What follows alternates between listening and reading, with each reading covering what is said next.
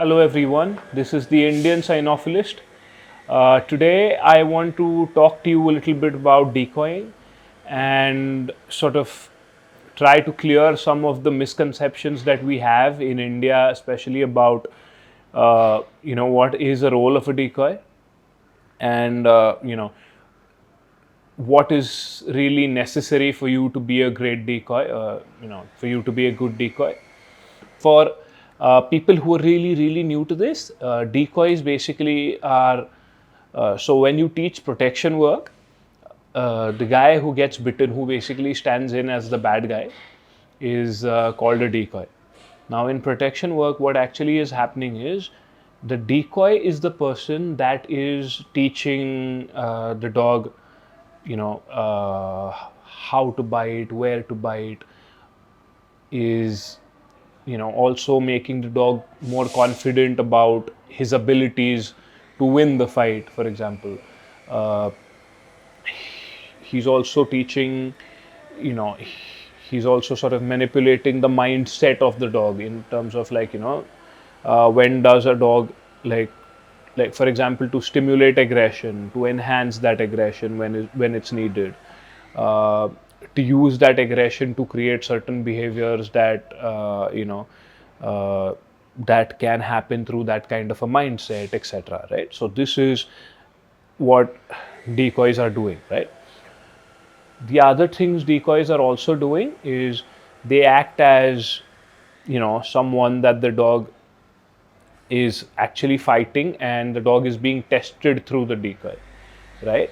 So what I mean to say is, and this is basically what uh, people here, I'm seeing more and more of, is people have a little bit of confusion when it comes to this.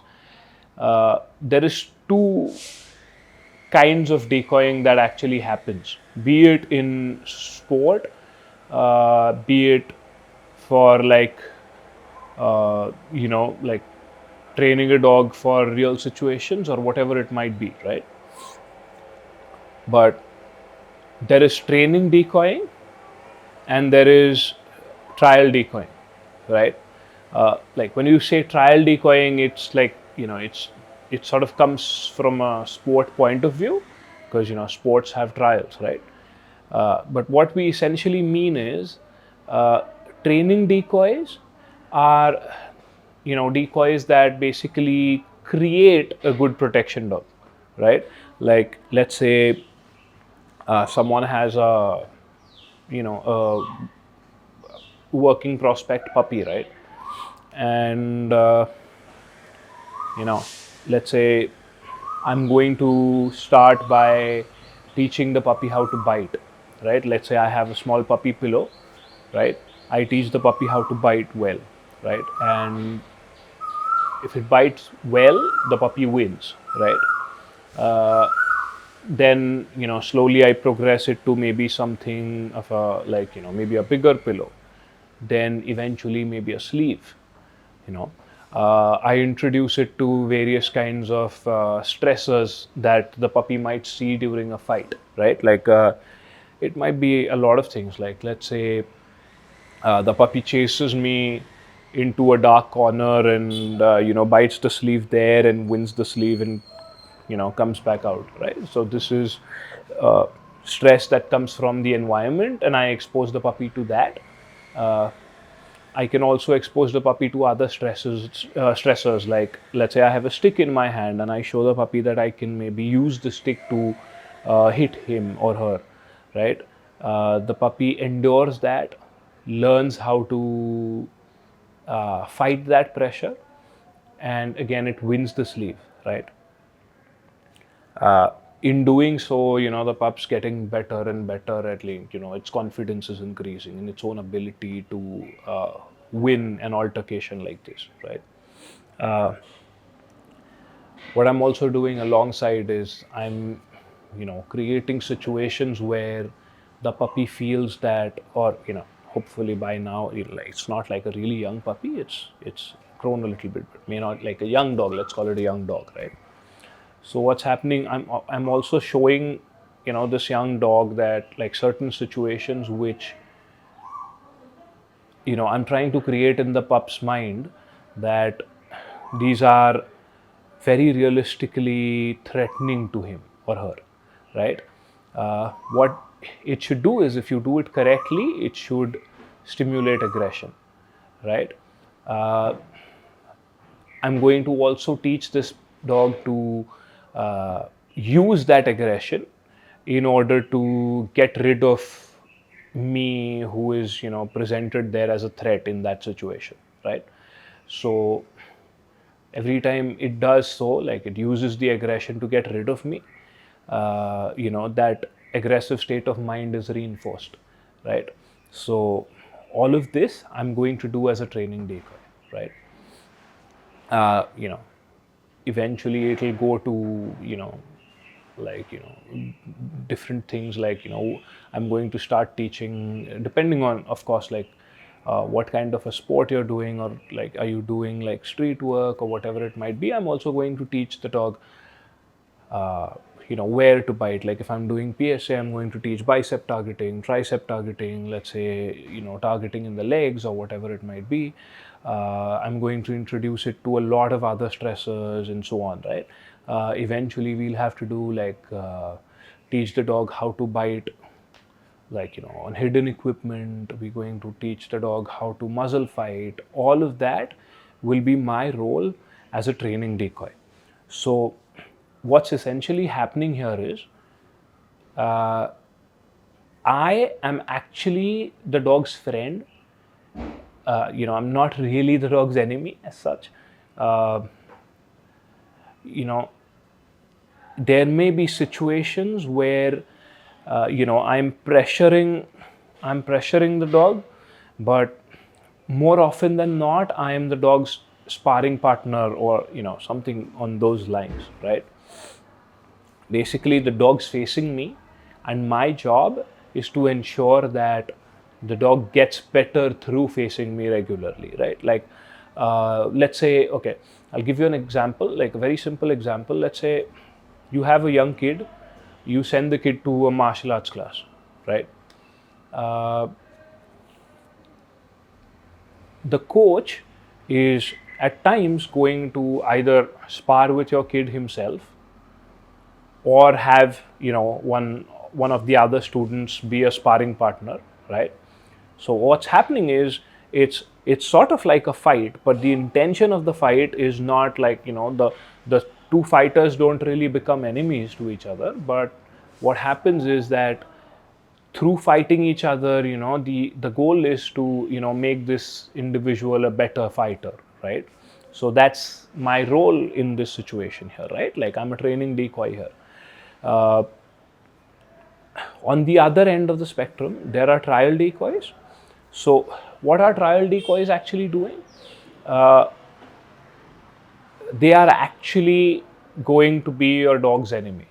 Obviously they're not like, well, real enemies, because they're still ensuring your dog's safety. Like, they have to catch your dog safely, they have to still ensure that the dog doesn't get injured in the process, or something like that. But they are not, their job is to not ensure that your dog gets better at this job. Their job is to ensure that, the dog is tested. Like, is the dog really good at the job already? Their job is to test that, right? Um Let me give you a simple example, right? Like in IGP, they call decoys helpers, right? Like, helper is a very common term for a decoy in IGP, right? So what happens is, a training helper is the handler's helper, right? Like, if I'm a training helper, I am a helper to the dog's handler, right? So I'm helping the handler to develop his dog in bite work, right? And on the other side, the trial helper, he is the judge's helper, right? So he's helping the judge test if the dog is good enough. So, so that he can allot whatever points that need to be allotted, right? So this sort of gives you an idea, like, of the different roles of, the different kinds of decoys that are there, right? Now I'll tell you where the misconception is a little bit of a problem. Now, okay, so one of the major things that I hear is, you're a decoy, or you want to be a decoy, go work on your physical fitness, right? Now, what's happening is, if you look at things within the country, right, we have one sport, right? Like, we have one sport, like one bite sport that happens in all of the country, that's PSA, right? We have, I think, three PSA decoys in all, right? Like PSA trial decoys in all of the country, right? Everyone else who is learning decoying or who has learned decoying are training decoys. They're not trial decoys, because, like, to be a trial decoy you have to be certified by that particular sport to appear in a trial of that particular sport, right? So everyone that is really realistically looking to learn decoy work is looking to learn how to create these good bite work, like, sport, be it sport dogs or protection dogs or whatever, right? That's what they're looking to learn. But what happens is, a lot of like a lot of times they get told, you need to be this fit, like, work on, like, that is like the primary portion of decoying. Like, I get it to an extent, yes. I mean, decoy, even training decoying to a certain extent, of course it is physical work, right? Like, especially if you're going to be a training decoy for something like PSA, you're going to be wearing a suit which weighs a lot. So yeah, it's going to be physical work, so you do need a certain amount of fitness, I agree to that. But what happens is, when you're going to be a training decoy, it's not like, you don't need to be that fit. Like, you need to be, like, fit enough, because you have to understand that there are a number of ways in which you can make things comfortable for yourself as a training decoy. Like, for example, you can use lines, you can use bungees, you can use, let's say, if you're working just on grips in the inside of the arm, you can use a Belgian sleeve instead of a bite suit, which is obviously going to be lighter, and you have more mobility, so it's not going to need as much strength and as much endurance, stuff like that. So there are things that, you can use your brain and compensate for the lack of fitness and still create an outstanding dog. It's very easy. Okay, you don't have to be the fittest person out there, right? It's not necessary. Yeah, you need to have, like, a very basic level of fitness. Like, obviously, if you're someone who can't, maybe just, like, not even, like, just go on a lively stroll or something like that, obviously, or if you're not someone who is like a person who is regularly up and about, then obviously you're not going to even, I mean, decoying is just not going to be fun to you, so then why are you looking to learn it? But I'm saying that you don't need to be an outstanding athlete or something like that for you to be a good training decoy. You just need to be a very normally, everyday fit kind of a person, right? What you do need in training decoying is, you need to be able to read dogs really well. You need to be able to react to what you've read really well. Okay, you need to understand the psychology of dogs really well, right? You need to understand aggression, and why it happens, how it happens, what happens to a dog when it's in an aggressive state of mind, how to enhance aggression, how to enhance courage in a dog, how to help a dog use that aggression, all those things. You need to be really, really skilled in all those things, right? You need to be skilled in being able to convey to a dog that the grips are really good. uh, you need to be able to create uh, you know movement in whatever body part the dog has bitten you on, so as to stimulate to the dog certain things that we need to convey in the middle of a fight, etc., etc., right? So these are, like, but what I'm saying is, all of these things are tremendously skilled based, right? And they are tremendously about what is, like, what is the level of knowledge about dogs that you have. It's really not about physicality as much. Okay. uh, on the other hand, when you're training to be a trial decoy, it's, you do need fitness, because, and the logic behind that is that, let's say there is a PSA trial that is going to happen next weekend, right? Let's say we have 20 dogs, like, let's say 10 PDCs, uh, 5 PSA 1s and 5 PSA 2 dogs, right, that are going to appear at the trial, right? So what's going to happen, there is a very good chance that you're going to have to do maybe 10 courage tests for PDCs, maybe 5 handler attacks, and maybe 5 fended attacks, right?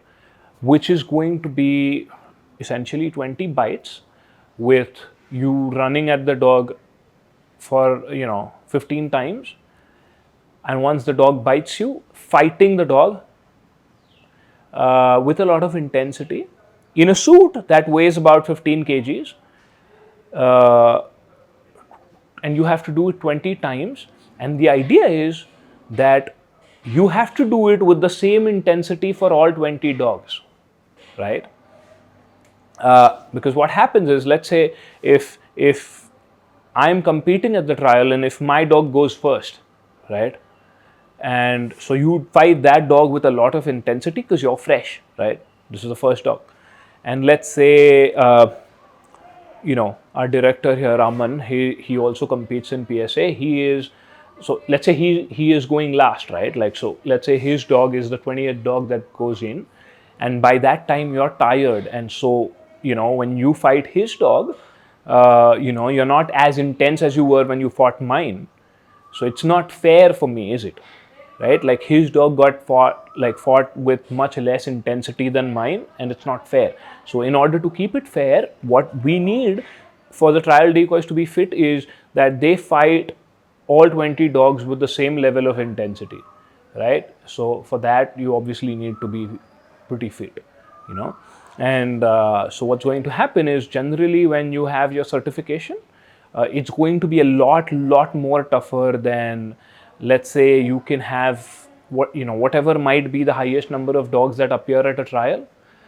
Usually the certification is going to be a lot more tougher than what can be the maximum you can face at a trial. So just in order to certify also, you're going to need to be really fit, right?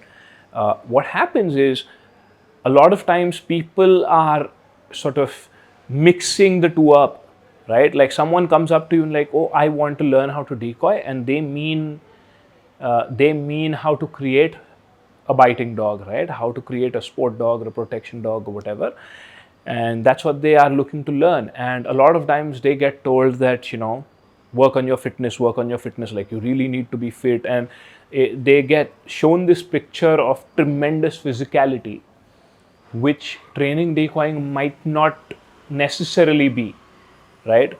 To an extent, yes, like, it's still ultimately a dog and you fighting, right? Sparring, but not like, not like what trial decoying is, right?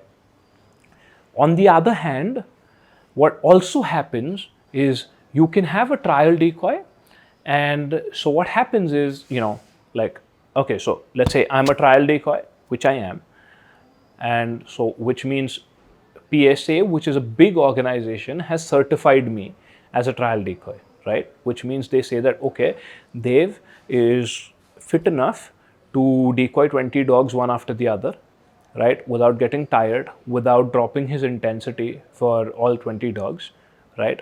Uh, he knows how we expect, him to catch dogs in PSA. He knows how we expect him to pressure dogs in PSA, how to test them, right? Uh, you know, uh, he knows how to be safe, like how to ensure that in the process of really being hard on the dogs, fighting them hard, how to still ensure that they are kept physically safe, right? So this is what PSA is saying when they are certifying me. All right.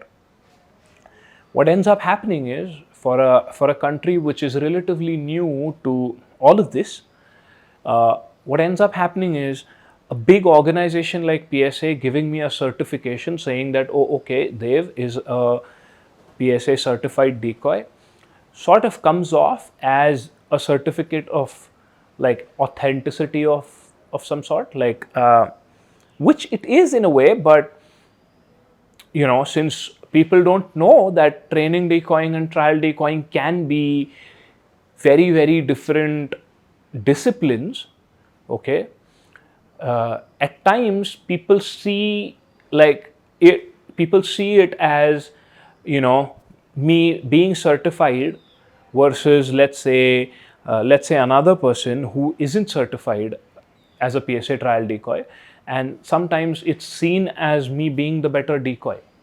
Okay, and let's say you come to me uh, for, you get dog and you want to, let's say, compete or in a sport, or you want to just create a patrol dog, for example, right? And it's just an assumption that is made a lot of times, that because I am a certified PSA decoy, I must be the better decoy. But it's just not true, because that certification is very, very limited to trial decoying, and that too, it doesn't say that you are an outstanding trial decoy. It says you are a trial decoy, right? There are a lot of training decoys who aren't trial decoys, simply because they have no intention of decoying in a trial. Okay, there are training decoys who are fairly, I would say, let's say, old, for the lack of a better word. So they're not fit enough to work 20 or 30 or 40 dogs one after the other. Okay, they're not fit enough anymore, so they're not trial decoys, but they are tremendously experienced training decoys. Like these are, like, there are some people that, if they were available to me, I wouldn't go anywhere else to build my dog up. But they're not certified trial decoys, they don't have to be, right? I've been to some PSA clubs in the US, and where their best decoy, like the one that they're like, whenever young dogs come in, this is the guy that they want to build these dogs, is not a trial decoy, right? Because it's just a very different skill set that is required. So it's absolutely not necessary that a trial decoy be a good training decoy. Although, yes, a lot of times it might happen that, what happens is, usually people come in, they start decoying, they start learning how to build dogs, they spend a few years building dogs, and then they sort of be like, oh, okay, let me, since I'm decoying anyway, why don't I get my trial certification, right? So yeah, you will see a lot of times that there are decoys that are good training decoys and good trial decoys, right? It happens, right? It's fairly common, but it's not a necessity that these two, have to go hand in hand. Like, I know of really awesome training decoys. I know a lot of good training decoys who just, either because they are slightly older, and so they aren't, like, they aren't trial decoying, either because some of them just aren't interested. Like, they see decoying in, like, what excites them about decoying is building dogs, right? Trial decoying just doesn't excite them as much, so they never went in that direction. But they are outstanding training decoys, right? For whatever reason, I've seen a lot of amazing training decoys who aren't trial decoys, right? And I've seen some trial decoys, pretty decent trial decoys too, I would say, who aren't really good training decoys. Like, they aren't the best at building dogs. They just aren't. I've seen that too. Okay, it's not, yeah, because these two things don't really have to have anything to do with each other. It just so happens that a lot of times people, before they get into trial decoying, they've just been building dogs up at a club, so it just usually so happens, but it's not a necessity, right? uh, Now, coming to, is like, will you being a good training decoy affect your trial decoying? I mean, see, like, there can be some people who have a lot of natural presence, right? Like, they'll be, maybe because they're huge, maybe because just the way just the way they are in front of a dog, okay, they might have a lot of natural presence. uh, they might have a lot of athletic ability, you know, uh, and so that might make them an outstanding trial decoy. I personally would still like to believe that if you are a really good training decoy, what happens is you're able to read dogs that much better, because that's your, like, that's your bread and butter, right? You have to be able to read a dog if you're a training decoy. So I think that a trial decoy who is a really good training decoy uh, tests a dog in trial beyond mere physicality, right? Like, I think that this decoy is going to enter a space inside the mind of a dog and be able to see what beyond physicality is troubling to the dog, okay, and he's going to try and create that situation for the dog to experience. So yeah, I personally believe that if you are a better training decoy, there will be times in your trial decoying where that aspect will give you an advantage. All right. uh, but I mean, like, to me, if you're not that good of a training decoy, you're not that amazing at reading dogs and reacting to that, a lot of times what I've seen is decoys will stay a lot more within just the physical aspect of testing dogs, but there will be dogs who will be conditioned to this physical aspect, right? And may not be as bothered by just the physicality of the fight, okay. And but they might be bothered by something else which is a lot more psychological, if and you have and that's the thing, in trial you have about 7 seconds, maybe even lesser, to figure out what it might be that might bother this dog, right? And within the rules of the sport, you have to be able to apply that, and see if you can affect the outcome in any particular manner, right?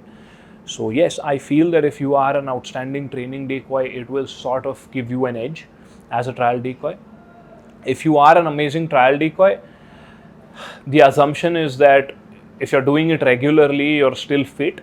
Like, a lot of times I also see that there are decoys out there who are really fit around certification, and they're not necessarily fit through the year, okay. But assuming that that's not the case, what's going to happen is, if you're also a training decoy and you're a trial decoy, you can, assuming that the fitness, and assuming that that you can do catch after catch after catch and drive after drive after drive, you can help your club that much more, because you can work more dogs, essentially. So yeah, that's pretty much how it's going to be able to sort of be helpful in all this. uh, but yeah, like, uh, what I want to really convey through this is, there are these two really, really different aspects to decoying. Don't mix them up, okay. Don't don't judge a training decoy on the basis of whether he is a trial decoy or not, okay. Don't assume that a trial decoy might be necessarily a good training decoy. Like, look at the dogs that he's developed over the years, right? Like, you can go to handlers and handlers will tell you, yeah, okay, this dog, you know Aman's built this dog from scratch, or whatever it might be, right? Like handlers will tell you that. See, like look at all that. Like, don't go up to, like certifications may not, like, so like they might confuse you. So yeah, I mean, just be a little more knowledgeable about this, like, decoying is something that's like that has always been like really really close to me. Like when I got into working dogs, I this is what I wanted to do. And I also started training, and I like that also, but decoying is closer to the heart. uh, so, like, if someone wants to know more about decoying, please get in touch. I'll help out in any way I can. uh, and just have more knowledge about what training decoying is, what trial decoying is. And yeah, that's about it. And I'll be back with another episode and another interesting topic. This is the Indian Sign Off List. Until next time, bye bye.